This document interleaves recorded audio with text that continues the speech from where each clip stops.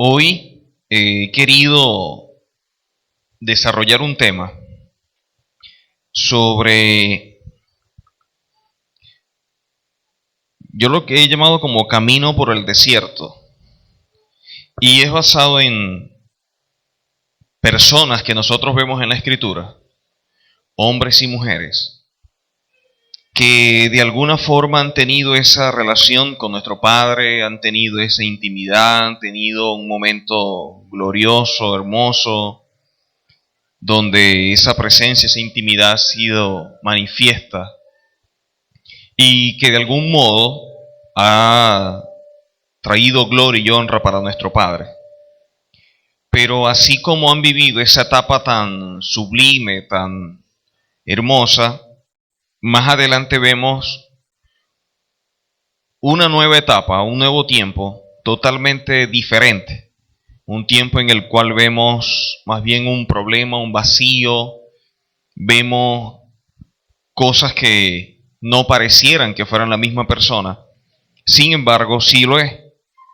Entonces, ¿por qué hay personas dentro de la Escritura y aún hoy día que viven esa etapa en la cual se tiene ese momento con el Señor, esa intimidad con el Señor, pero de alguna forma experimentan ese camino de desierto, experimentan esa etapa, ese tiempo en el cual parece que esa gloria, esa presencia del Señor se retiró, se ausentó, se fue? Y por ello, el tema de hoy. Por eso lo he querido titular Camino en el desierto. Porque de alguna forma, para algunos se transforma como un desierto, como un valle de aflicción. Cuando vemos nosotros la palabra, todo lo que el Señor ha plasmado en letras a través de hombres y mujeres que ha usado históricamente, vemos cómo todo tiene un propósito, todo tiene un porqué. Vemos que nuestro Padre Celestial de alguna forma escoge personas que a pesar de sus errores, defectos, empieza ese proceso de cambio, de transformación, y empezamos a ver cómo se desarrollan, cómo caminan, cómo empiezan a tener una experiencia linda, acciones alineadas a esa palabra, esa revelación, un cambio no solamente de forma, sino de fondo, y empezamos a ver esa vida siendo transformada progresivamente, y de alguna manera cómo sirven a veces hasta de ejemplo, ¿no? Sus vidas. Pero también como vemos esa etapa tan linda, de alguna manera, evaluando la palabra, nos damos cuenta que pasaron también por situaciones adversas, situaciones fuertes, difíciles. Vemos personas como de alguna manera una decisión prácticamente le arrebató la vida, o decisiones que de alguna forma lo desvió y lo apartó del camino, otros que hicieron cosas que nunca se imaginaron hacer, otros que se desviaron pero volvieron otra vez al camino, y vemos diversos casos. Yo he querido tocar algunos y de alguna manera que nos sirvan como ejemplo para poder siempre buscar esa dirección del Padre para no cometer los errores que ellos cometieron. Dice la palabra que el sabio ve el mal y se aparta. Y es de sabios poder aprender de los errores de otros, aunque muy poca gente le gusta esa metodología. A veces pareciera que el error en carne propia parece que enseña más, y sin embargo a veces personas cometen el mismo error varias veces. Dice la palabra en Proverbios 26, versículo 2. Todo en la vida del ser humano viene como consecuencia de un acto, de una acción. Lo que yo hago, de alguna forma, mañana o pasado, repercute sobre mi vida para bien o para mal. Debemos aprender a ser responsables con nuestras acciones. Y a veces, invertimos más tiempo en excusarnos, en buscar culpables y no en asumir nuestras responsabilidades. No decir, fue que me equivoqué, fue mi error, fue algo apresurado y por eso hice lo que hice, X o Y. Pero es importante poder llegar a un momento en nuestra vida donde reflexionemos y podamos meditar que si estamos donde estamos o viviendo lo que estamos viviendo, es como consecuencia de algo que solamente lo activamos nosotros. Que otros fueran elementos de cooperación, que otros te empujaran a eso es otra cosa. Pero de alguna forma somos simplemente los garantes de que nuestro futuro, nuestro presente, sea bueno o malo. Y eso va a depender de decisiones sabias, de decisiones que vayan alineadas a la palabra, de decisiones que de alguna forma redunden para glorificar y honrar a nuestro Padre, y que esa acción empiece a repercutir sobre mi vida y de alguna forma también afecte a otros, por el simple hecho de que me estoy alineando a la Escritura. Si la palabra dice que así como el gorrión en su vagar y tiene un motivo por qué lo hace, y la golondrina tiene un motivo de por qué su vuelo, la maldición también tiene un motivo. Hay algo que activa una maldición. Hay algo que activa que sea lo bueno o sea lo malo, opere, se acerque o esté en medio nuestro. Por lo tanto, en este mundo hay leyes físicas, terrenales, pero también hay leyes espirituales.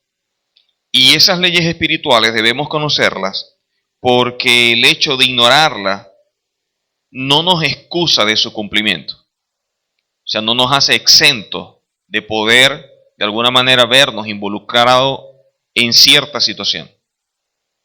El hecho de que yo no conozca la ley de la gravedad no significa que yo esté en un segundo o tercer piso y me caiga y yo no voy a darme contra el suelo. Simplemente por el hecho de que la ignore, no voy a quedar exento de que esa ley se active. Igual se va a activar. Ahora, si yo conozco que existe eso, voy a evitarme un daño. De igual forma, las leyes espirituales. Las leyes espirituales existen y esas leyes se activan como consecuencia de lo que yo determino hacer, sea de forma verbal o a través de un acto. Lo que yo digo o lo que yo hago activa una ley. Y muchas veces también lo que dejo de hacer o lo que dejo de decir también activan leyes. Por lo tanto, necesario es poder estudiar la palabra y de esta forma tener un criterio claro y así poder direccionar nuestra vida hacia un punto en el cual nuestras acciones siempre traigan como consecuencia bendición para nosotros, se transmita al hogar, se transmita hacia la familia y aún a aquellos que están a nuestro alrededor. Por lo tanto, estudiar la palabra no es un asunto de elección, no es una opción, no es un entretenimiento, es una necesidad. Es algo que para nosotros es sumamente importante y por ello el Mesías dijo, escudriñad la Escritura, como dice Juan 5:39. Porque la manera imperativa como la establece no deja la menor duda que debemos estudiar, que debemos escudriñar. Porque a través de la misma vamos a aprender estos principios y estas leyes y eso nos va a ayudar a poder encaminarnos dentro de lo que establece el Señor como plan y por lo tanto evitar que sobre nosotros vengan ciertos daños o ciertas consecuencias que dejen una marca, una huella, un sello, una cicatriz triste, lamentable y que muy pocas veces gente puede superar las cosas.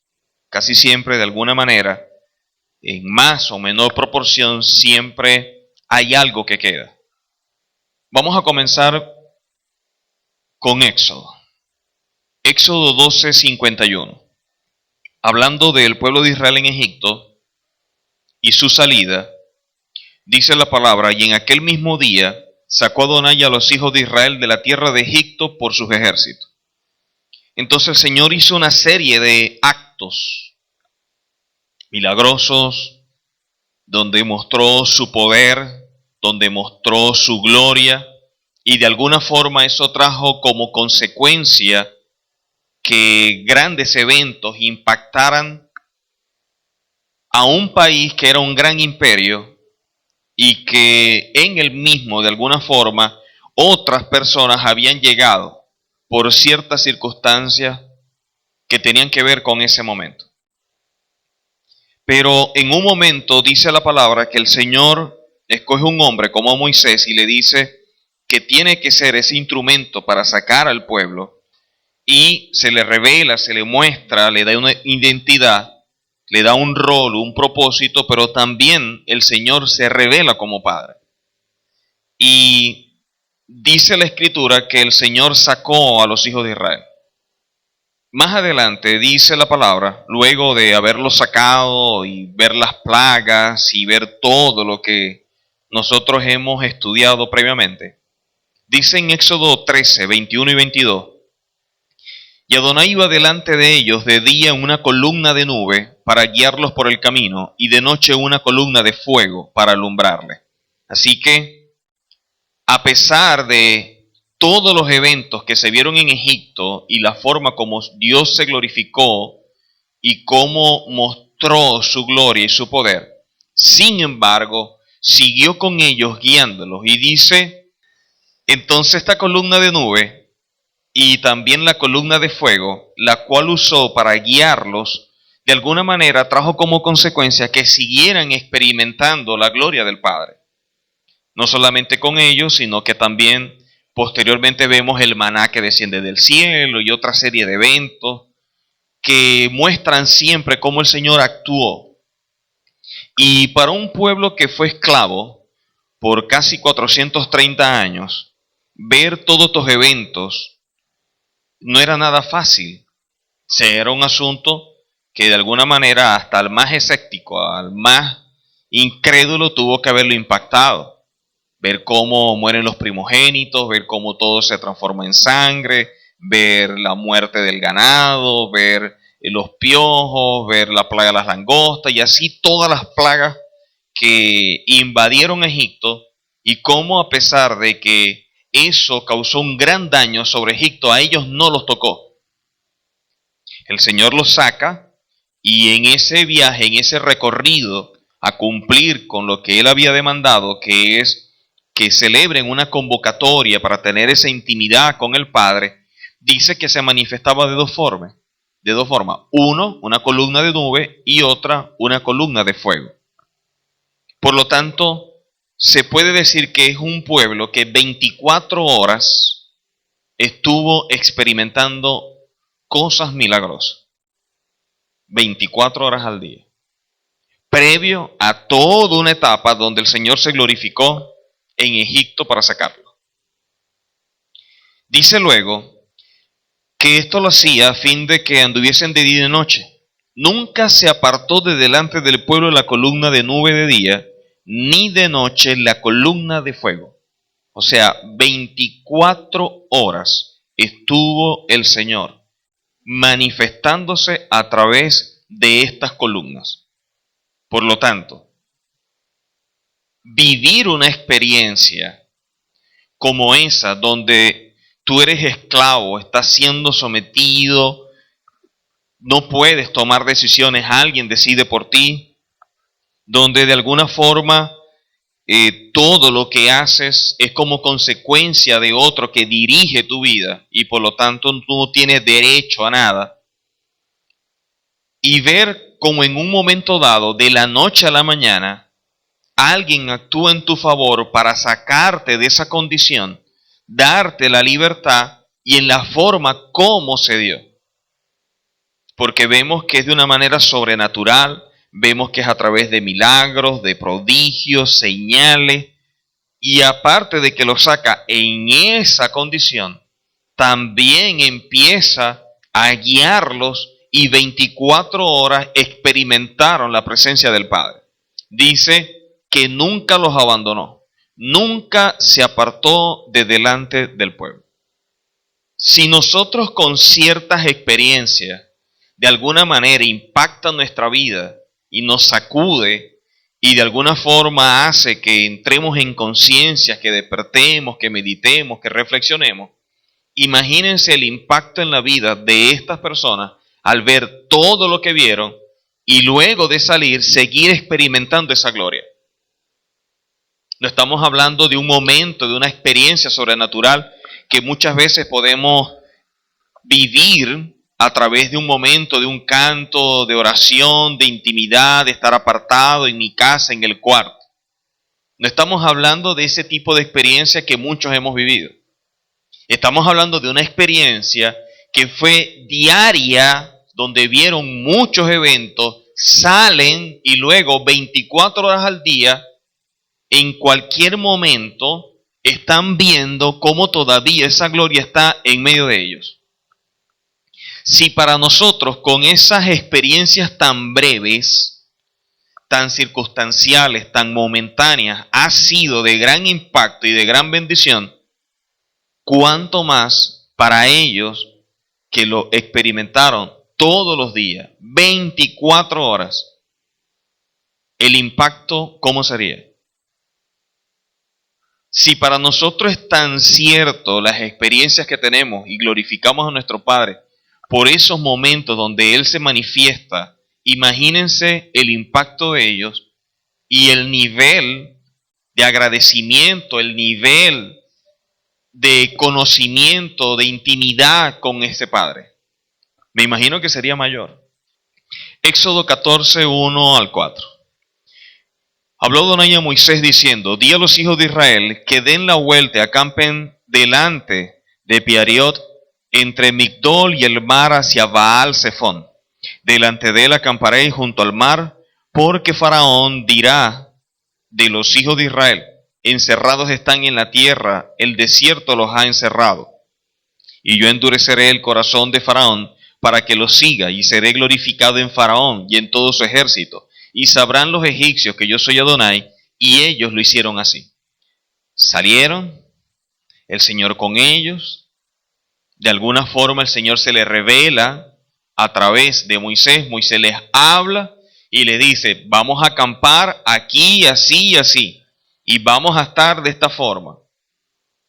Y no solamente eso, sino que cuando acampemos y estemos así, Faraón va a pensar lo siguiente: que nos tiene acorralados, que nos tiene así y así. Sin embargo, a pesar de que Faraón va a hacer todo eso, dice el propio Señor que Él se va a glorificar, que Él mismo se va a mostrar, y entonces Faraón y su ejército sabrán que Él es el Señor. Por si acaso le quedó alguna duda con todas las plagas que lo sacudieron, bueno, para esa gente que todavía quedó con ciertas incredulidades, aquí se va a terminar de definir todo. Con una experiencia de cómo salen de Egipto y después cómo el Señor lo va guiando, y ahora le indica esto, la pregunta es: ¿cuál sería la condición del pueblo? ¿Cómo recibirían el mensaje? ¿Cómo se prepararían?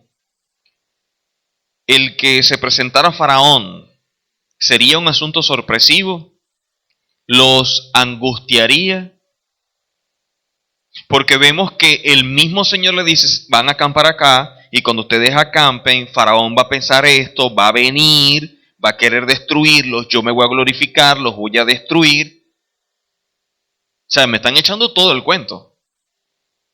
Todavía eso no ha pasado y ya el Señor me lo está revelando. Por lo tanto, la gran interrogante es: en medio de ese nivel de revelación, de forma general, ¿cómo estaría el pueblo? ¿Preparado? ¿Fue sorprendido? Cuando llegara Faraón, ¿no? Ya sabemos que viene Faraón, no nos sorprende y no, vamos a quedarnos tranquilos porque ya el Señor los va a destruir, si ya el Señor nos los reveló. Para conocer cuál fue la experiencia, Entonces la Biblia nos sigue narrando qué pasó en ese evento. Dice luego, Éxodo 14, 10 y al 12. Y cuando Faraón se hubo acercado, los hijos de Israel alzaron sus ojos, y he aquí que los egipcios venían tras ellos. Por lo que los hijos de Israel temieron en gran manera.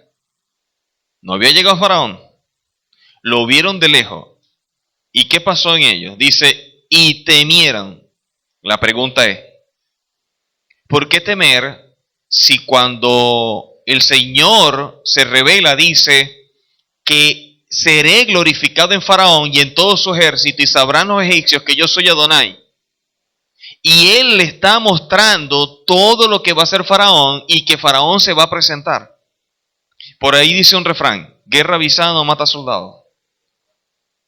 Si ya ellos sabían que eso iba a suceder, ¿por qué tenían temor? Si fuera un pueblo que nunca hubieran tenido una experiencia con el Señor, se entiende. Pero ellos venían de vivir momentos gloriosos.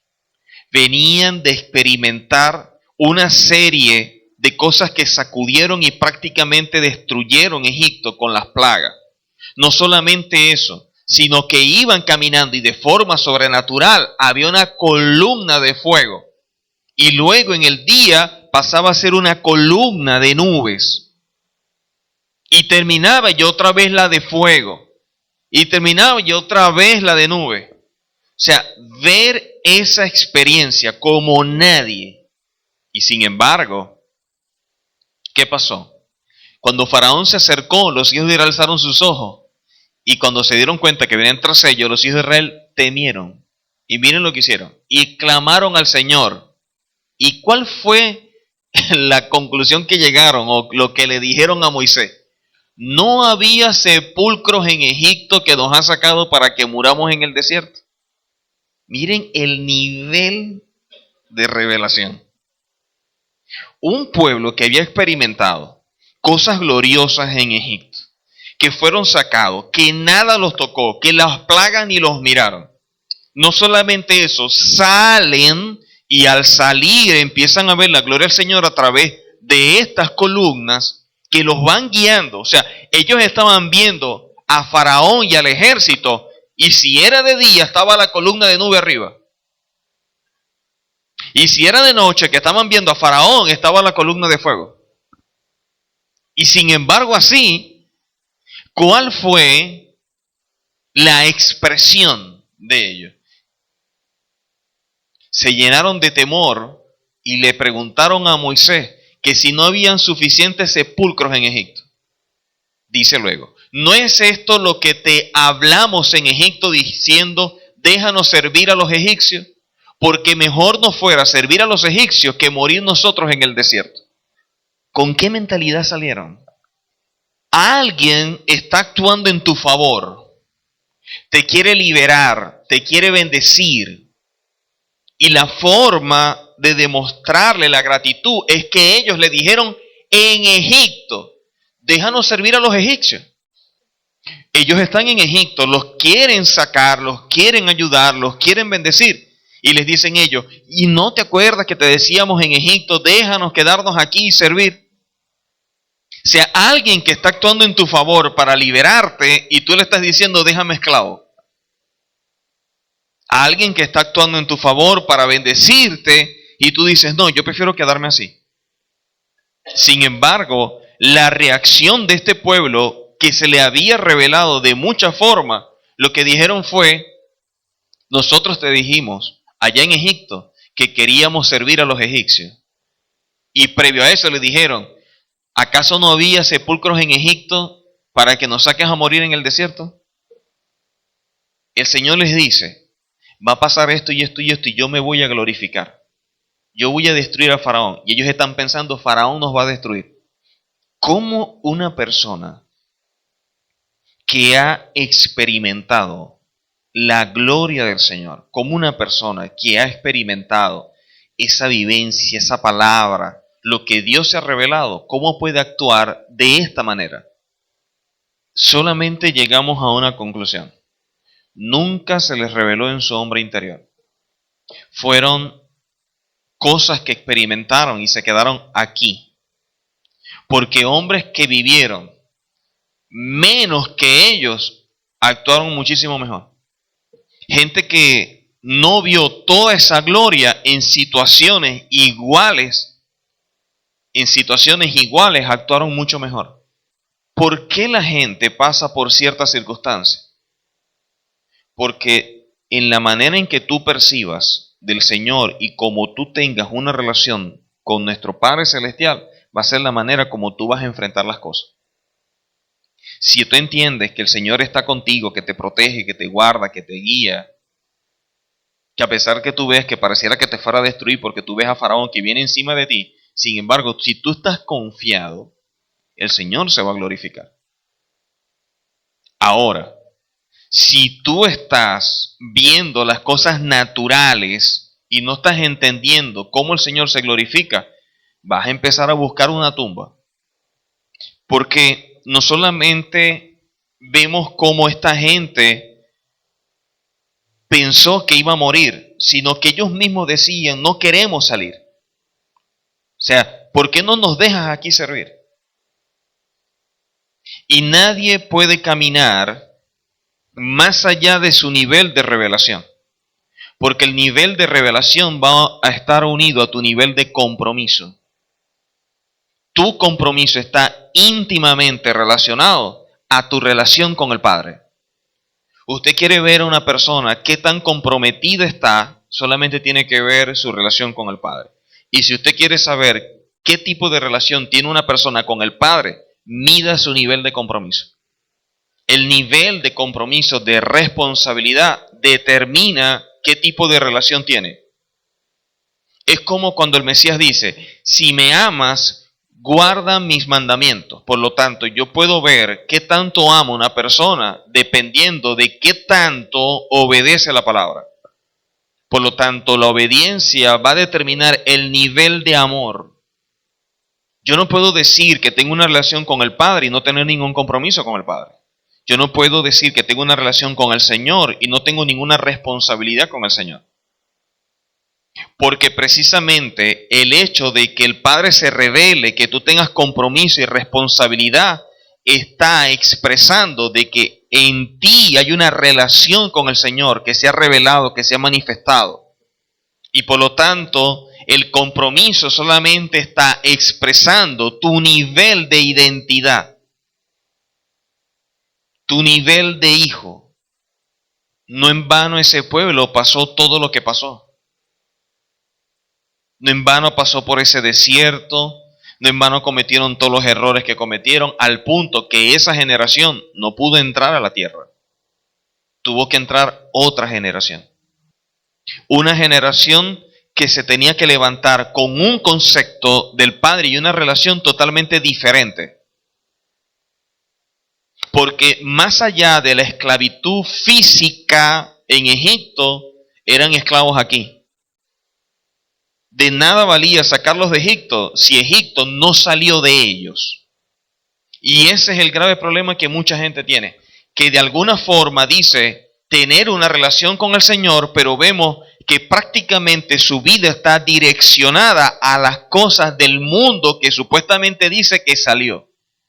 No, ya yo salí del mundo, tengo una relación con el Señor. Pero cuando usted ve su vida, todo está direccionado a la responsabilidad y el compromiso que yo tengo con el mundo. Que de labios digo que salí, pero mis hechos demuestran que estoy bien unido a Él. Entonces, ¿a quién se está sirviendo? Por eso es que decía el Mesías, es que el pueblo de labios me honra, pero su corazón está lejos de mí. Porque casi siempre pensamos primero en nosotros y en nuestras cosas que en las del Señor. Y casi siempre en las cosas nuestras es donde nos exigimos más y damos al 100%, mientras que cuando son las cosas del Señor no tenemos ese nivel. Este pueblo vio una serie de cosas y a pesar de todo lo que vio, sin embargo, las conclusiones que saca, la manera de pensar, la manera de evaluar, ¿Cuál fue tu experiencia? O sea, ¿qué viviste en Egipto? O sea, ¿te pareció poco todo lo que sucedió? ¿Te pareció poco tener esta columna? ¿Te pareció la columna aquella poco? ¿Qué más tiene que hacer el Señor para que entiendas quién es Él? ¿Qué más evidencias va a dar? Por eso es que la palabra dice que muchas personas en los tiempos posteriores no verían de alguna forma cosas como esta, y sin embargo su nivel de fe sería mayor como consecuencia de la revelación de la palabra. Que sin vivirla, pero con ver esto y darse cuenta cómo Dios se glorifica, tomaría de ellos esa vivencia como si ellos estuvieran allí. Y es una realidad. Porque a pesar de que no hemos pasado por un problema, una circunstancia como el pueblo la pasó en Egipto, hemos vivido ciertas experiencias donde hemos visto la forma como Dios se glorifica y le hemos dado su lugar. Imagínense si llegáramos a tener una vivencia como esa. 13 al 15. Y Moisés dijo al pueblo, como siempre Moisés, no teman, estén firmes y vean la salvación que Adonai hará hoy con vosotros. Porque los egipcios que hoy habéis visto, nunca más para siempre los veréis. Todo lo que ustedes están viendo, después no lo van a ver. Porque así pasa con el enemigo. El enemigo acecha, ataca, viene y quiere destruir.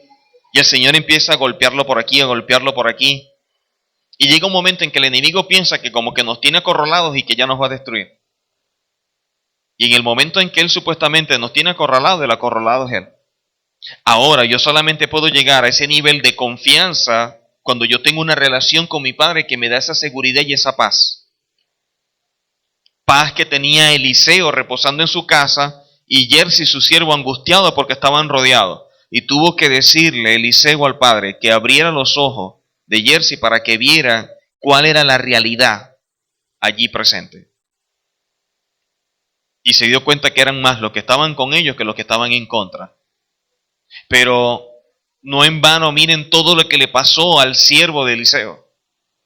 Dice luego, no solamente que viene Faraón y que no lo van a ver, sino que el mismo Señor va a pelear por nosotros y nosotros estaremos tranquilos. O sea, ustedes no van a tener que pelear.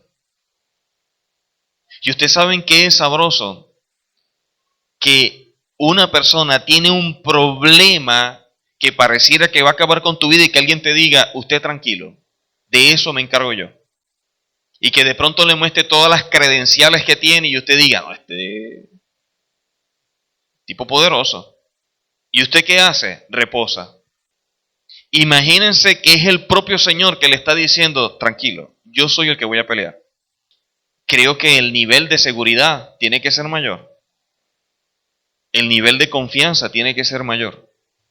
¿Qué dijeron? ¿Qué dice luego? El Señor le dice a Moisés, ¿por qué clamas a mí? Di a los hijos de Israel que marchen. Aprender a depender del Señor. ¿Por qué el Señor tuvo que darles el maná en el desierto al pueblo? ¿Cuál era el motivo primordial? ¿Cuál fue el propósito por el cual el Señor tuvo que darles maná? Ellos en Egipto se acostumbraron a que con su esfuerzo ellos tenían que trabajar y de alguna manera hacer para poder vivir y darles a su familia. Por lo tanto, mientras más tú haces, más tendrías. Entonces, quien te garantiza a ti tu comida, tu vestido, en ese momento era tu esfuerzo. En eso está basada su seguridad.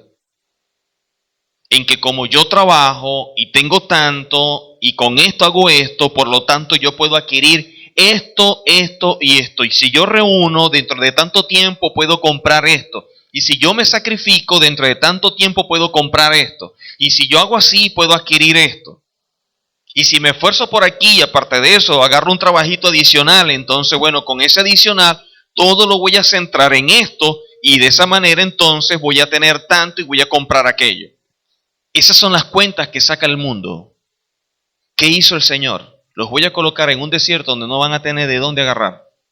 Y ahí van a tener que aprender a depender que quien les da las cosas soy yo. Porque ¿para dónde iban a coger? ¿De dónde iban a sacar el alimento?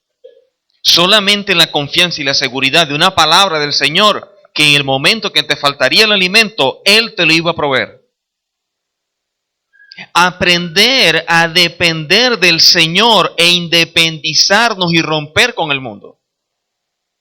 Entender que es el Señor quien suple y Él moverá los mecanismos de cómo va a ser y no el esfuerzo humano, que muchas veces se traduce en desgaste, sacrificio y a la final no redunda para nada. Porque las bendiciones del Señor no añaden tristeza. Cuando yo voy a hacer algo para el Señor, lo primero que me tiene que dar es paz y que yo veo que el nivel de pérdida no existe. No es que para tener esto, bueno, vamos a hacer un sacrificio, vamos a hacer así. Si así está caminando, lamentablemente el Señor no está ahí. Porque es que cuando caminamos en base a principios, las cosas tienen que empezar a fluir. Porque aprendemos a depender de Él. Pero si nosotros somos los que empezamos a sacar cuentas y dentro de tanto tiempo tenemos tanto y dentro de tanto tiempo compramos esto y de tanto tiempo hago esto y de tanto tiempo viajo así y después brinco asado, usted está sacando cuentas en base a usted, no al Señor. Y mientras que nosotros seguimos sacando cuenta en base a nosotros y no al Señor, el Señor simplemente siga sacando su cuenta y sea usted su proveedor. Pero el día que te des cuenta que tienes un Padre y que yo soy tu proveedor, entonces vas a sacar las cuentas como yo las saco. Y entonces vas a entender de dónde es que viene la provisión. El grave problema es que hemos aprendido a depender, a sacar cuentas y números con el sistema del mundo y no el bíblico. Mientras que la palabra te dice, al que más da, más va a recibir. En el mundo es, mientras más tú das, menos te queda. Por eso es que la Escritura dice que el Señor bendice al dador alegre, porque aprende a depender del Señor. Todo lo que tengo es tuyo, Señor. ¿Qué me cuesta a mí darte esto? Mañana tú me das más. Y si al Señor le place quitarme la vida en la noche cuando esté durmiendo, ¿quién me garantiza a mí que yo me voy a despertar? Yo puedo estar angustiado ahorita por supuestamente lo que va a pasar dentro de 3 días, pero si en la noche me muero, ¿dónde quedó la angustia? ¿No dice la palabra, en paz me acostaré y así mismo dormiré? Entonces, ¿dónde están los angustiadores? Siempre que hemos caminado en esta dimensión, de alguna forma siempre le he dado gracias al Señor y he tenido que aprender precisamente por eso, de que todo lo que hemos obtenido siempre ha sido en cero. Nunca nos hemos puesto a sacar cuentas humanas para hacer las cosas. Porque de alguna forma el Señor las da para glorificar su nombre. Y todo lo que tengo, gracias al Señor, me lo ha dado sin tener nada. Todo lo que me ha dado, me lo ha dado gracias a aprender a confiar y a depender de Él. Cuando yo necesité una vivienda, Él fue el que la colocó. Y cuando llegamos al banco, ¿cuánto tienen para negociar? No tenemos nada. Igual negociamos y compramos. Y así compramos carro y así compramos todo. Nunca nos ha faltado la mano del Señor para hacer las cosas. Por eso yo no entiendo a la gente cuando va a querer comprar algo, ¿por qué tiene que aprender a depender tanto de lo que tiene? ¿Por qué tiene que sacar tantas cuentas? O sea, no ha entendido cómo el Señor opera. No ha entendido cómo el Señor hace las cosas. Y nunca he visto a un hijo del Eterno que tenga que estar sacando tanto número. Sí he visto hijos del Eterno doblando rodillas, estando en intimidad, estando en la presencia y viendo cómo el Señor se glorifica. Eso sí lo he visto. Pero en la Escritura usted no va a ver a nadie manejando las cosas en ese nivel. Siempre es en el nivel del Señor y nosotros determinamos caminar en cuál nivel. O en el nivel espiritual y caminar en base a un reino, o en un nivel terrenal y bueno, siga sacando sus cuentas. Porque si algo entendí es que yo salí de Egipto. Y por lo tanto el Señor se glorifica en medio de su pueblo. Y siempre ha sido así. Siempre ha sido la mano del Señor en medio de uno. Yo me pongo a hablar con personas y yo le digo, cuéntame tu vivencia de oración, ¿cómo ha sido? Personas que simplemente sientan, oran, bueno Señor, tal, amén, se pararon. Pero ahí ya, y murió y se acabó. Nunca han ido más allá. O sea, se han quedado en los atrios. Nunca entendieron cómo pasar de un lugar a otro. Nunca llegaron a estar en la presencia del Señor. Y por eso es que una persona que no tiene esas experiencias tiene que aferrarse a la seguridad que él tiene a través de su trabajo, su dinero y X y Y. Porque es que no tiene una relación paternal. No sabe cómo es experimentar, cómo es vivir esto. No ha entendido que es no tener nada, orar y a los minutos tener una respuesta de parte del Padre. Porque tenemos que aprender a caminar en una dimensión de reino. Una dimensión de reino es ir más allá. Poder entrar en esa relación con nuestro Padre y poder caminar en esa dimensión. Y poder romper con el sistema. Cómo la gente camina, cómo la gente saca cuenta, cómo la gente hace las cosas. Porque en el reino tenemos que aprender a morir a las cosas humanas y empezar a vivir en las cosas sobrenaturales. Y siempre estamos agarrados de aquello que nos genera seguridad. Por eso es que la gente de alguna forma, y no está mal, yo tengo tanta plata en el banco porque me garantiza, me da confianza, me da seguridad. Sí, perfecto. Pero ¿y si el banco no interviene, en dónde queda tu seguridad? En cambio, cuando nosotros creemos en el Señor, podemos aprender a depender de Él y no establecer que nuestra confianza es el trabajo, es el dinero, es X o es Y. Porque eso de alguna forma nos aleja. Y este pueblo que vivió todas estas cosas, que experimentó todos estos milagros, todavía estaban dudando y pensaban que podían morir. Entonces, ¿en qué está depositada nuestra confianza? Veamos otro caso. Josué, capítulo 6, versículo 1 al 5. Ahora Jericó estaba cerrada, bien cerrada a causa de los hijos de Israel. Nadie entraba ni salía. Mas Adonai dijo a Josué, mira, yo he entregado en tu mano a Jericó y a su rey, con sus varones de guerra. Rodearéis pues la ciudad todos los hombres de guerra, yendo alrededor de la ciudad una vez, y esto haréis durante 6 días. Y 7 sacerdotes llevarán 7 bocinas de cuernos de carnero delante del arca. Y el 7º día daréis 7 vueltas a la ciudad y los sacerdotes tocarán la bocina. Y cuando toquen prolongadamente el cuerno de carnero, así que oigáis el sonido de la bocina, todo el pueblo gritará a gran voz y el muro de la ciudad caerá. Entonces subirá el pueblo, cada uno derecho hacia adelante.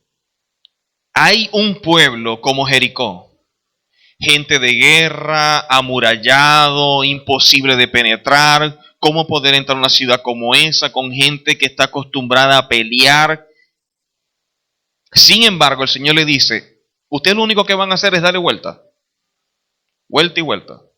Y en cada vuelta ustedes van tocando y cuando yo les diga, entonces ustedes van a gritar a gran voz.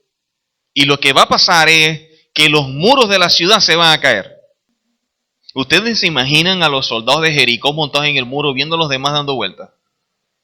Oye, ¿qué le pasará a estos loquitos, Dios? O sea, ¿a dónde quieren llegar? Porque lo que vemos es que dan vuelta y vuelta y vuelta y vuelta y vuelta y vuelta y no hacían más nada. Y así el primer día, el segundo día, el tercer día, el cuarto día.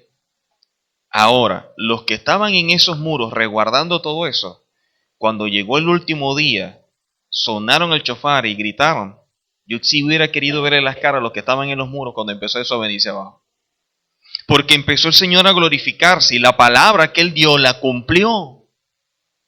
Pero para que nosotros podamos ver que un muro cae, debemos aprender a dar las vueltas. Y casi siempre, para poder ver el muro, nosotros primero queremos ver cómo el muro se está moviendo para ver si doy la vuelta o no doy la vuelta. Porque hemos aprendido a que primero tengo que entender bien todo para después dar el primer paso. En la Escritura, primero damos los pasos para después ver las cosas. Aquí es al revés.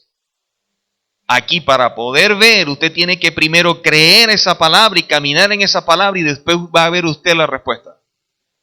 Aquí primero queremos ver todo para después, sí, como que es verdad, dale. Y sin embargo, el pueblo en Egipto, ¿cuántas cosas no vio? Y sin embargo, tampoco caminó.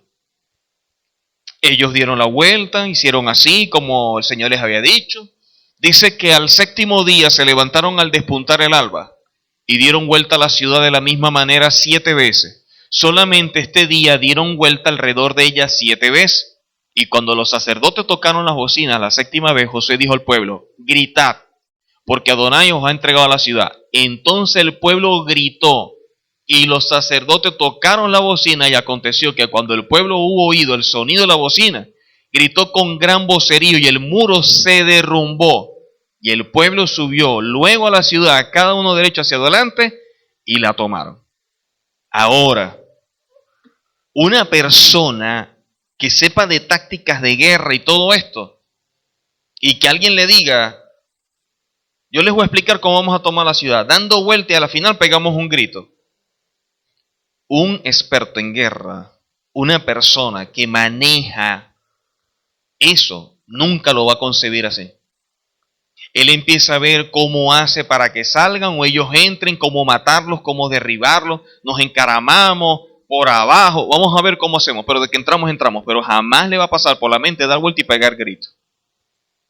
Eso no se concibe, porque para que nosotros podamos conocer al Señor, la demanda del Señor es que hagamos las cosas totalmente diferentes a como las hace el mundo. Si usted quiere caminar dentro del diseño del Eterno, las cosas van a ser diferentes a como todo el mundo cree. Por lo tanto, si todo el mundo dice que es a la derecha, usted puede tener por seguro que el Señor es a la izquierda. Porque cuando el Señor llamó a Moisés, le dijo: ¿qué tienes ahí? Tengo una vara. ¿Con eso es suficiente? Un hombre viejo y con una vara libertar a un pueblo.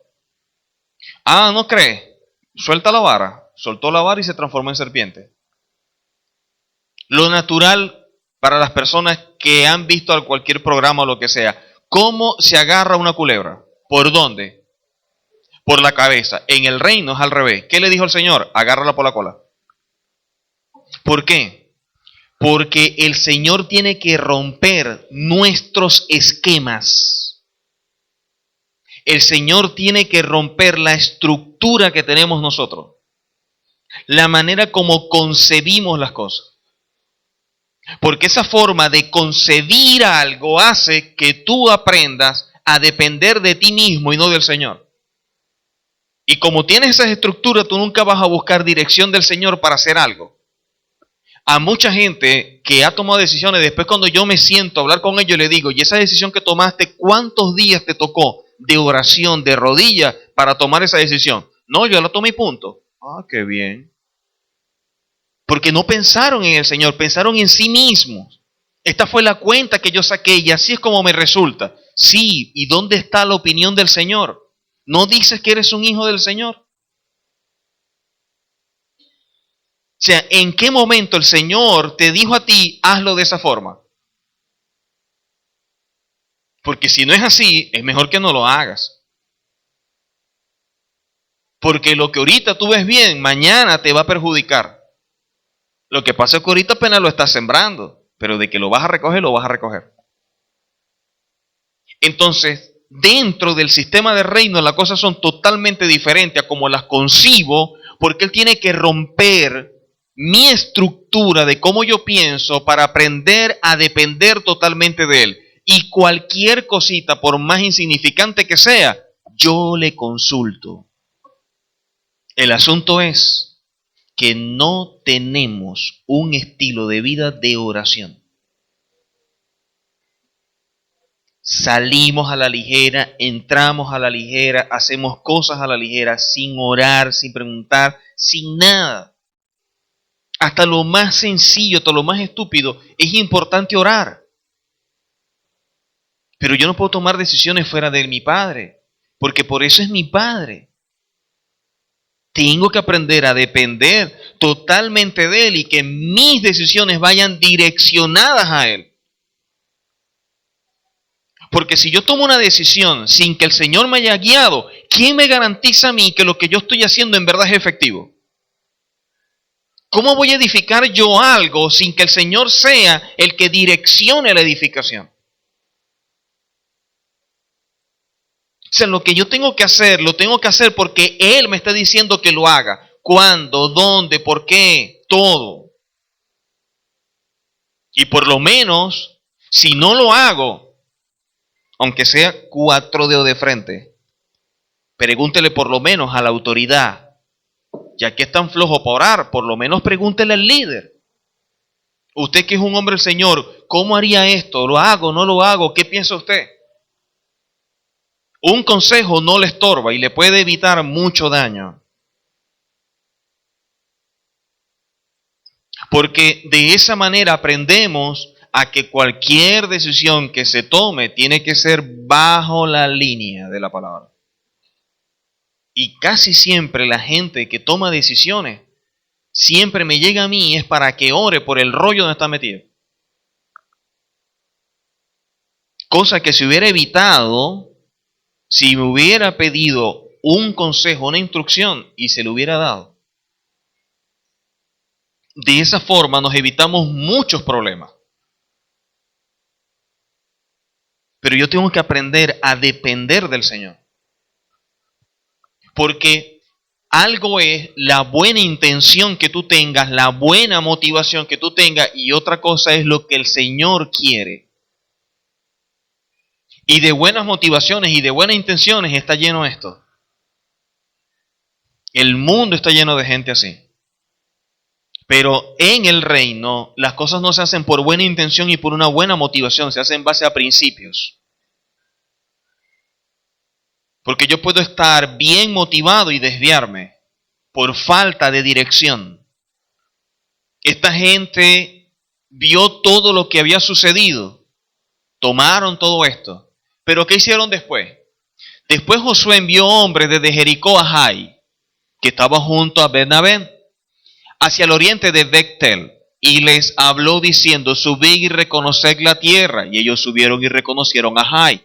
Y volviendo a Josué le dijeron: no suba todo el pueblo, sino suban como 2000 o 3000 hombres, y tomarán a Jai. No fatigues a todo el pueblo yendo allí, porque son pocos. Y subieron allá del pueblo como 3000 hombres, los cuales huyeron de delante de los de Jai.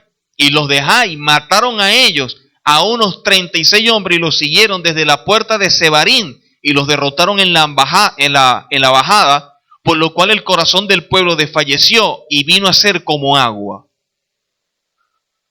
¿Por qué los derrotaron? Si venían de ganar en Jericó. Jai es una ciudad chiquitica, un pueblo sin guerreros, sin murallas, sin nada. Jericó era 10 veces más grande que Jai. Gente guerrera y con muros. Le ganaron a Jericó y perdieron con Jai. ¿Dónde estuvo el error? Que cuando fueron, los que volvieron fueron los que dieron las instrucciones. No, solamente con esto basta, no vamos a fatigar al pueblo. Con estos poquitos ya los tomamos. Claro, porque era tan pequeño que dijeron, con 3000 los podemos tomar. Ahora, ¿qué sucedió? Los tomaron con los 3000, a los 3000 los corrieron y los mataron. ¿Por qué? Porque como ya ganaste esta guerra y te fue bien, entonces tú dices, la otra también la gano. No, en la otra vuelve a doblar rodilla. Porque cada guerra tiene su momento. Porque puede decirte el Señor, sí, ve, o puede decirte, no, no vayas. La garantía te la va a dar es el Padre, no lo que tú ves. Porque nosotros podemos ver algo que aparentemente está bien, está fácil, sencillo y se complica. Y eso es lo que no aprendemos a veces. Entonces necesario es que cada decisión o lo que vamos a hacer, oremos, busquemos dirección, una consulta, orientación, algo, pero busquemos una línea. O sea, tenemos que buscar un consejo, sea del parte del Padre, porque oro y después el Señor me confirma a través de una persona, y eso me da seguridad y sigo dando los pasos. Pero no puede ser que ya cuando voy llegando, entonces oro, Señor, ¿sería tu voluntad que yo viniera para acá? Mijo, ahora cuando estás llegando. Otro caso. Primera de Samuel. 15, versículo 1 en adelante. Después Samuel dijo a Saúl: Adonai me envió a que te ungiese por rey sobre su pueblo Israel. Ahora pues está atento a las palabras de Adonai. Así ha dicho Adonai de los ejércitos: yo castigaré lo que hizo Amalek a Israel al oponérsele en el camino cuando subía de Egipto. Ve pues, hiere a Amalek y destruye todo lo que tiene y no te apiades de él. Mata hombres, mujeres, niños, aun los de pecho, vaca, oveja, camellos, asno, todo. Todo lo tienes que acabar. Y dice: yo lo voy a castigar. Esa fue la palabra del Señor al rey.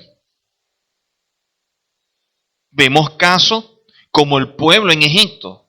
El error les costó ¿qué? Morir en un desierto. El error de Josué costó que unos murieran y que perdieran tiempo. Dejaron de avanzar al ritmo que venían. Por lo tanto, una mala decisión te atrasa en el proceso. Una mala decisión te desvía de tu senda. Una mala decisión te atrasa en el plan o en el proyecto del Señor. Vamos a ver qué pasó con Saúl. Esta fue la orden.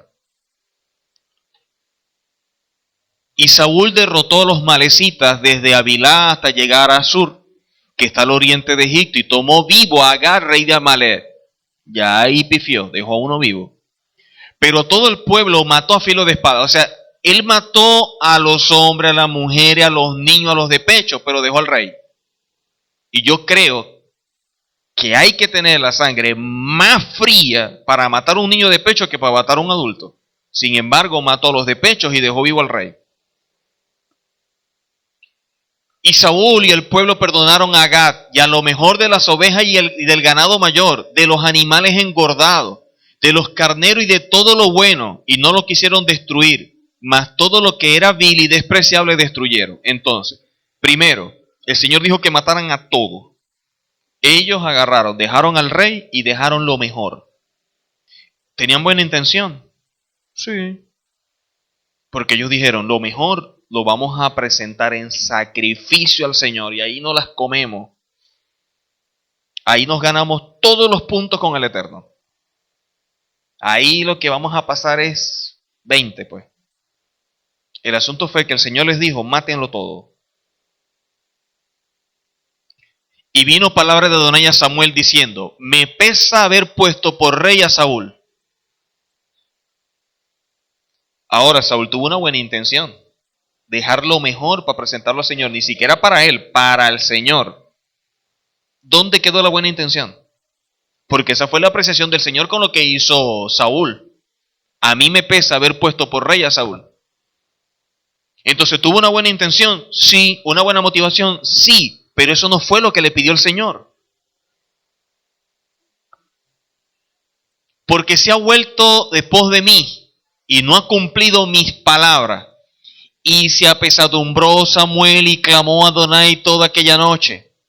Madrugó luego Samuel para ir a encontrar a Saúl por la mañana. Y fue dado aviso a Samuel diciendo, Saúl ha venido a Carmel y aquí se levantó un monumento y dio la vuelta y pasó adelante y descendió a Gilgal.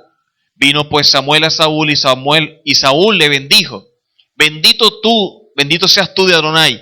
Yo he cumplido la palabra de Adonai. Samuel entonces dijo, pues ¿por qué balido de ovejas y bramido de vacas es este que yo oigo con mis oídos?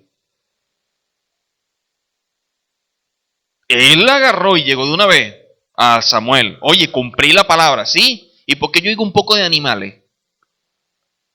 Porque la palabra era que lo mataras todo. Y Samuel dijo, se complace Adonai tanto en los holocaustos y víctimas como en que se obedezca a las palabras del Señor. Ciertamente el obedecer es mejor que los sacrificios y el prestar atención que la grosura de los carneros, porque como pecado de adivinación es la rebelión y como ídolos idolatría la obstinación. Por cuanto tú desechaste la palabra de Adonai, él también te ha desechado para que no seas rey.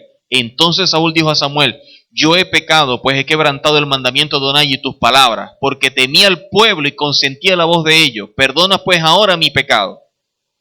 Peor todavía.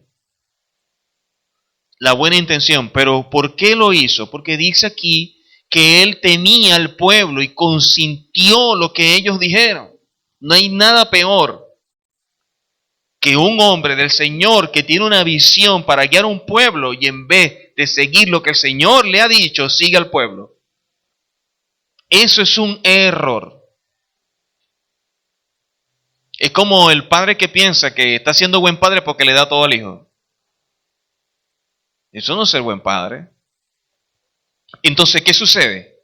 Que cuando nosotros empezamos a ver la Escritura y empezamos a ver lo que el Señor determinó como padre, es obvio que tiene que empezar a direccionarnos porque el padre a un hijo lo tiene que corregir.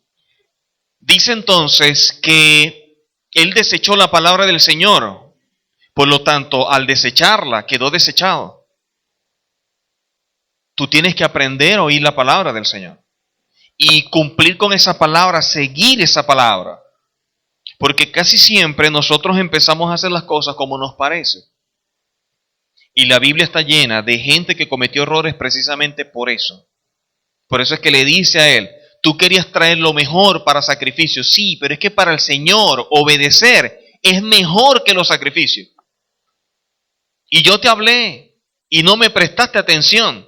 Y prestar atención es mejor que la grosura de los carneros. Sí, agarrate lo mejor, lo más gordo. Pero para mí es más importante que tú me prestes atención al animalote que trajiste.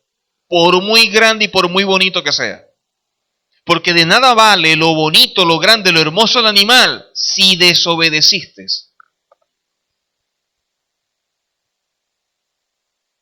Y el grave problema es que a veces hay una palabra que se enseña, una palabra que se dice, y unos están prestando atención.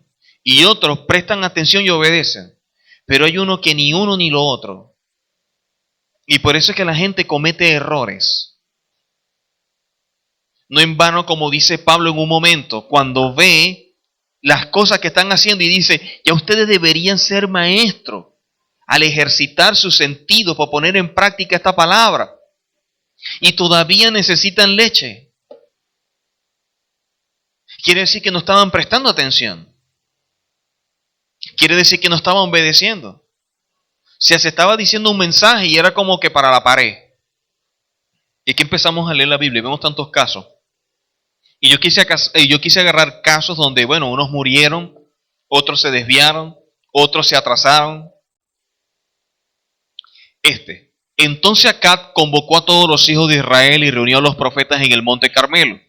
Que acercándose Elías a todo el pueblo dijo, ¿hasta cuándo claudicaréis vosotros en dos pensamientos? Si Adonai es Elohim, seguidle, y si Baal, id en pos de él. Y el pueblo no respondió palabra, y Elías volvió a decir al pueblo, solo yo he quedado profeta de Adonai, más de los profetas de Baal hay 450 hombres. Dénsenos pues 2 bueyes, y escoja ellos uno, y córtelo en pedazos, y pónganlo sobre leña, pero no pongan fuego debajo. Y yo prepararé el otro buey y lo pondré sobre leña, y ningún fuego pondré debajo. Invocad luego vosotros el nombre de vuestros dioses, y yo invocaré el nombre de Adonai. Y el Elohim que respondiere por medio de fuego, ese será Elohim. Y todo el pueblo respondió diciendo, bien dicho. Primero, tiene que estar bien seguro que en verdad el Señor lo está enviando, porque estaba prohibido hacer un sacrificio fuera del templo. Él dice, yo soy el único que quedé, y ustedes son 450. Bueno, ustedes van a agarrar un animal como yo, y lo vamos a poner, ustedes por aquí y yo por acá, sin fuego, pura leña. Ustedes invocan a sus dioses y yo al mío. El que responda, ese va a ser el Señor. Tremendo reto. O sea, hay que estar bien seguro que el Señor te está respaldando. Porque si el Señor no te está respaldando, vas a hacer el ridículo ahí. Porque te van a matar. Tú llegas retando a 400 Baales, 450. Tú tienes que estar bien claro que el Señor te habló. Tienes que estar seguro que en verdad el Señor está contigo, que hay una relación, que hay una intimidad. Si no es así, te van a matar. Entonces Elías dijo a los profetas de Baal: escogeos un buey y preparadlo vosotros primero, pues que sois los más, e invocad el nombre de vuestros dioses, mas no os pongáis fuego debajo. Y ellos tomaron el buey que le fue dado y lo prepararon, e invocaron el nombre de Baal desde la mañana hasta el mediodía, diciendo: Baal, respóndenos. Pero no había voz ni quien respondiese. Entre tanto, ellos andaban saltando cerca del altar que habían hecho. Y aconteció al mediodía que Elías se burlaba de ellos, diciendo: gritad en alta voz, porque Dios quizá está meditando, o tiene algún trabajo, o va de camino, tal vez duerma y hay que despertarle. O sea, no solamente los retó, se burló. Denle duro, a ver, de pronto es que el Dios de ustedes está ocupado. Denle más duro porque a lo mejor es que está trabajando. O griten más fuerte porque a lo mejor su Dios está dormido y hay que despertarlo. O sea, fue hasta cínico, ¿no? Ahora, si el Señor no estaba con Elías, la carrera que iba a tener que pegar Elías era grande. Porque esos 450 y toda la gente lo iba a matar. Porque eso de pararse delante de 450, empezarse a burlarse y el pueblo esperando a ver, porque si fuera entre ellos, ok, pero es que está todo el pueblo, porque en base a lo que suceda, el pueblo decide quién va a ser su Señor. Por lo tanto, era un asunto de vida o muerte. Y ellos clamaban a grandes voces y se sajaban con cuchillos, con lancetas, conforme a su costumbre, hasta chorrear la sangre sobre ellos. O sea, los hombres tenían fe en ese Dios, porque cualquiera se abre la piel con un cuchillo porque está creyendo en eso. O sea, tiene una buena intención, lo que está mal direccionado.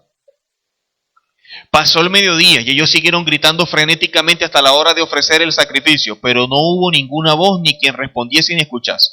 Entonces dijo Elías a todo el pueblo. Acercaos a mí. Y todo el pueblo se le acercó, y él arregló el altar de Adonai que estaba arruinado. Y tomando Elías 12 piedras conforme al número de las tribus de los hijos de Jacob, al cual había sido dada palabra de Adonai diciendo: Israel será tu nombre. Cuando llegó la hora de ofrecer el holocausto, se acercó el profeta Elías y dijo: Adonai Elohim de Abraham, de Isaac, de Israel. Mire que no dice Abraham, Isaac y Jacob. Sea hoy manifiesto que tú eres Elohim en Israel, y que yo soy tu siervo, y que por mandato tuyo he hecho todas estas cosas. O sea, no fue que se le ocurrió, no era que estaba sin hacer nada y voy a retar a los Baales. No, él fue direccionado por el Señor. Yo lo que estoy haciendo es por tu mandato. Tú me enviaste a hacer esto. Dice luego: respóndeme, Adonai, respóndeme para que conozca este pueblo que tú, Adonai, eres el Elohim, y que tú vuelves a ti el corazón de ellos. Entonces cayó fuego de Adonai y consumió el holocausto, la leña, las piedras, el polvo, y aún lamió el agua que estaba en la zanja. Viéndolo todo el pueblo se postraron y dijeron: Adonai es el Elohim, Adonai es el Elohim. ¿Por qué lo hizo? Dice: lo hice por mandato tuyo. Retó los Baales, se burló. Todo lo que hizo Elías. Sigamos viendo a Elías. Acab dio a Jezabel la nueva de todo lo que Elías había hecho y de cómo había matado a espada a todos los profetas. Entonces Jezabel envió a Elías un mensajero diciendo: así me hagan los dioses y aún me añadan, si mañana a estas horas yo no he puesto tu persona como la de uno de ellos. Viendo pues el peligro, se levantó y se fue para salvar su vida y vino a Berseba, que está en Judá, y de allí a su criado. Y él se fue por el desierto un día de camino y vino y se sentó debajo de un enebro y deseando morirse dijo: basta ya, oh Adonai, quítame la vida, pues no soy yo mejor que mis padres. ¿Cómo un hombre que acaba de retar a 450 Baales, que se burló, le tuvo miedo a una mujer porque dijo: si te encuentro te mato? O sea, ¿dónde quedó el valor de ese hombre? No lo había apoyado el Señor, envió fuego, mira, acabó con los leños, la piedra, el animal, con todo. El pueblo dijo, sí, Adonai será nuestro Señor. Él mismo agarró una espada y mató, decapitado los 450 Baales. Y matar a uno, perfecto, pero cuando ya tú llevas 20 y 30 arrancando cabeza, imagínense 450. Y él mismo dice, yo estoy haciendo eso por mandato tuyo, para que sepan que tú eres el Señor, que tú me enviaste. Y empieza a decirte eso y ¡bum! Envía el fuego. ¿Cómo un hombre, después de experimentar eso, salió corriendo porque una mujer lo amenazó? ¿No era más fácil de pronto, bueno Señor, ahora envía otro pedazo de fuego para la mujer que me está amenazando? Un poquito, que la queme. Eso es todo lo que yo quiero. Para que aprendan a respetar a tus profetas. No lo hizo. Corrió. O sea, ¿qué le pasó a Elías? ¿Qué le pasó a ese hombre? ¿Cómo en un momento tiene valor suficiente para retar y meterse con 450 y después sale corriendo porque una mujer lo amenaza? Se levantó pues y comió y bebió y fortalecido con aquella comida caminó 40 días y 40 noches hasta ahora, imagínense. Así sería el miedo de que miren la carrera que pegó. Ese sí estaba espantado. Ese no es que tenía, ay no, me dio como una cosita en el estómago, me dio como un susto. No, ese no le dio ningún susto, ese caminó 40 días y 40 noches. Allí se metió en una cueva. Hasta en una cueva se metió el hombre. Donde pasó la noche y vino a él palabra de Adonai, el cual le dijo, ¿qué haces aquí, Elías? Porque esa es la pregunta de las 1000 lochas. O sea, ¿qué haces metido en esta cueva? Si yo te llamé, yo te apoyé, agarraste y tú mismo mataste a los Baales, tú viste mi gloria, vi como yo hice las cosas allí. Y todos los milagros que había experimentado Elías, todas las cosas que el Señor había hecho a través de Elías, la pregunta es, ¿qué haces tú en esta cueva? Ahora miren la respuesta de Elías.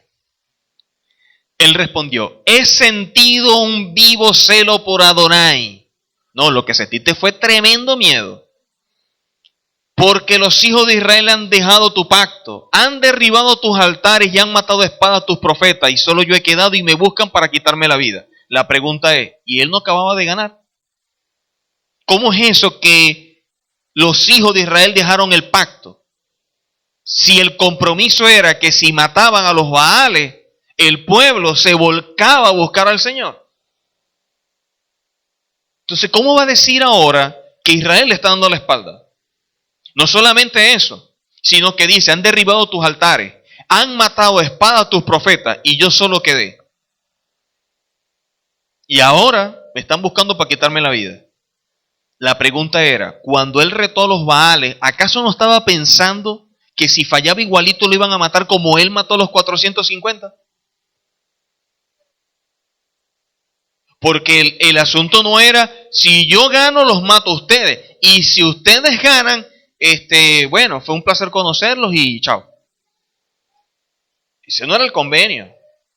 Si él los mató, también ellos iban a descuartizar a Elías. Pero Elías corrió. La respuesta del Señor. Él le dijo, sal fuera y ponte en el monte delante de Adonai. Y he aquí Adonai que pasaba y un grande y poderoso viento que rompía los montes y quebraba las peñas delante de Adonai. Pero Adonai no estaba en el viento. Y tras el viento un terremoto, pero Adonai no estaba en el terremoto. Y después del terremoto un fuego, y Adonai no estaba en el fuego. Y tras el fuego un silbo apacible y delicado. Y cuando lo oyó Elías, cubrió su rostro con su manto y salió. Y se puso a la puerta de la cueva. Y he aquí vino a él una voz diciendo, ¿qué haces aquí, Elías? Yo no solamente te voy a mostrar mi poder.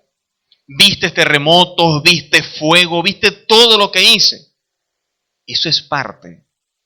Lo importante es que yo esté contigo. No tengo que simplemente mostrarme haciendo grandes cosas para que te des cuenta que tú y yo estamos juntos. En un momento dado, yo sí me voy a manifestar de esa forma. Pero el hecho de que todos los días esté enviando fuego no quiere decir que no esté. Por eso tuvo que manifestarse en un momento apacible y delicado. Y ahí se dio cuenta que el Señor estaba con él. Ahora, veamos las consecuencias de salirse de la dirección y del propósito. Por Adonai Elohim de los ejércitos, porque los hijos de Israel han dejado tu pacto, han derribado tus altares, han matado de espada a tus profetas, y solo yo he quedado y me buscan para quitarme la vida. Y le dijo Adonai, ve, vuélvete por tu camino, por el desierto de Damasco, y llegarás y ungirás a Hazael por rey de Siria, y a Jehú, hijo de Ninsi, ungirás por rey de Israel, y a Eliseo, hijo de Safat, de Abel Meola, ungirás para que sea profeta en tu lugar. Y el que escapare de la espada de Hazael, Jehú lo matará. Y el que escape de Jehú, Eliseo lo matará. ¿Qué sucedió? El que se aborta en el proceso, por ese el Señor tiene 3. En el reino y en las cosas del reino somos necesarios, pero nadie es indispensable. Nadie es indispensable. Porque el día que se abortó Elías, ya estaba un Hazael, un Jehú y un Eliseo.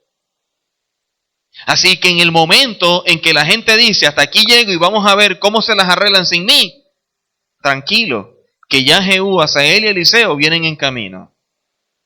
Porque cuando tú eres llamado, cuando el Señor te constituye, tú tienes que estar allí y rendir cuenta, como dice Pablo, yo tengo que presentarme delante del Señor como un obrero aprobado. He corrido la buena carrera, he luchado la buena batalla, por lo tanto lo que me espera es la corona. Y al final, precisamente donde iban a poner la corona fue lo que entregó, la cabeza.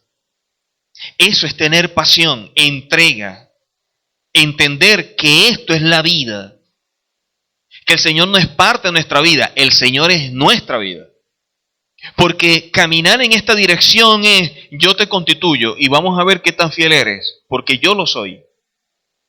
Y el Señor puede ir contigo, lo que va a medir es si tú vas con Él.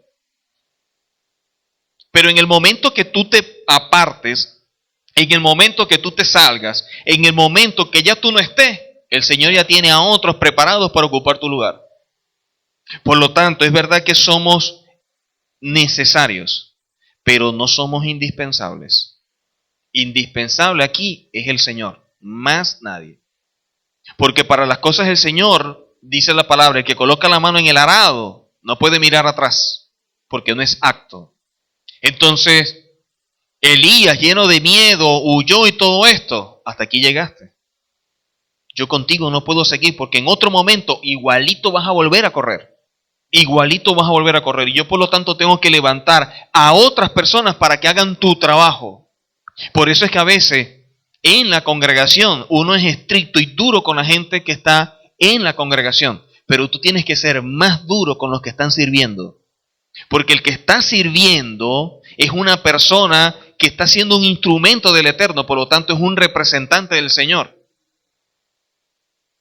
Y no es lo mismo la forma como el Señor trató a los levitas que como trató a las demás tribus. Siempre la forma como el Señor actuó fue más fuerte. Y no es igual como el Señor trató los problemas y lo que hizo Israel a lo que hicieron las naciones. Las naciones podían cometer errores y pendientes, pero apenas se resbalaba Israel, ¡pam! Pero dentro de Israel, los levitas, que ellos podían hacer qué cosa, pero cuando un levita se resbalaba, túquiti. ¿De dónde venía Coré? ¿De dónde era Nadab y Abiú? ¿Quién habló en contra de Moisés? ¿De dónde era Aarón y Miriam? ¿Y cuánta gente no murmuró? ¿Y quiénes son los que aparecen siempre castigados? Los levitas. Por lo tanto, el peso de responsabilidad y de compromiso para los que están sirviendo tiene que ser mayor. Por eso hay cosas que una persona de la congregación puede hacer y uno puede colocar el ojo y dejarla pasar y orientar. Pero cuando es alguien que está en el servicio, tiene que ser más fuerte. Porque está en un lugar de honor. Porque en el lugar que está es donde lo colocó el Señor y como lo colocó el Señor, tiene que rendir al máximo, tiene que dar más allá, porque es un representante del Señor. Como representante tienes que hacer las cosas tal cual como el Señor las está direccionando. Por lo tanto, el nivel de compromiso es mayor. Al punto que como eran levitas, ¿qué estaba establecido? Los levitas que se casen con levitas. ¿Por qué? Porque una persona de otra tribu nunca iba a entender el nivel de servicio y el estilo de vida de un levita. Porque mañana o pasado, esta persona de esta tribu le va a decir, y comparte conmigo, pero vamos a salir, pero vamos a hacer esto. Y la persona, no, que en la congregación, no, que la oración, no, que el servicio, no, que tengo que ir al templo, no, que tengo que hacer esto, no, que me está llamando Aarón.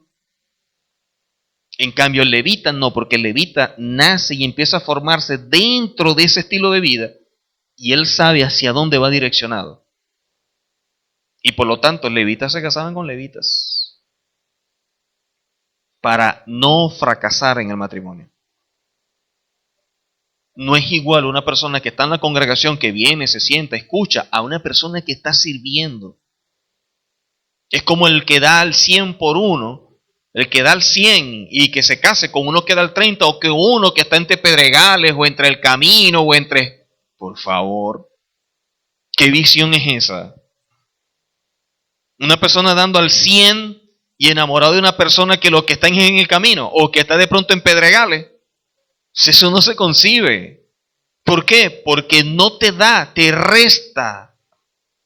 Por eso es que cuando iban siempre en la escritura a buscarle la esposa, a buscar la gente, siempre había unas cosas establecidas, pautas bien claras, para que fueran las mujeres que apoyaran, que ayudaran, que incentivaran, que movieran para hacer las cosas como tienen que ser.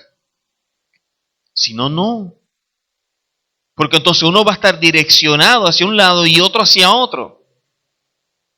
Es como el que diga, bueno, yo me quiero casar y tú sabes, Señor, dame un hombre así. Ok, perfecto. No explicaste mucho del hombre, pero en tu mente está querer servir, llevar la palabra, yo quiero viajar, yo quiero hacer esto. Perfecto, eso es lo que tú tienes como don. El que te da como pareja, entre comillas, que tú crees que es tu pareja. No, a mí no me gusta viajar, yo voy es para la congregación y me siento, yo quiero tal cosa, es así, es asado. La pregunta, ¿cómo dos personas, si no se ponen de acuerdo, van a llegar junto a un punto? Una casa dividida contra sí mismo perece, pero tienen que entender cuál es mi estilo de vida. Ella no puede llegar a decirme que yo estoy cansado de que tu viaje, yo estoy cansado de que atiendas gente, yo estoy cansado de que tú te pegas en el teléfono, yo estoy cansado. ¿Por qué? Porque para eso me constituyó el Señor. Y tiene que ser una persona que aporte, que ayude, que más bien sirva como canal para que eso pueda fluir. Y no que reste. Porque es la única forma en que tú puedes trabajar una vida ministerial. Si no, no. Y vemos allí cómo, a pesar de que Elías tuvo una experiencia muy linda, espectacular, chévere y todo, miren dónde terminó. Y aquí la gente piensa, y es un consejo que yo siempre doy porque a mí me lo dieron, lo bonito del ministerio no es como tú comienzas el ministerio. Lo hermoso del ministerio es cómo lo terminas. Porque esto no es un asunto de carrera ni de velocidad, esto es un asunto de distancia y carrera con obstáculo maratónico. Porque la gente puede empezar muy bien, chévere, perfecto. El asunto es cómo terminó su vida ministerial.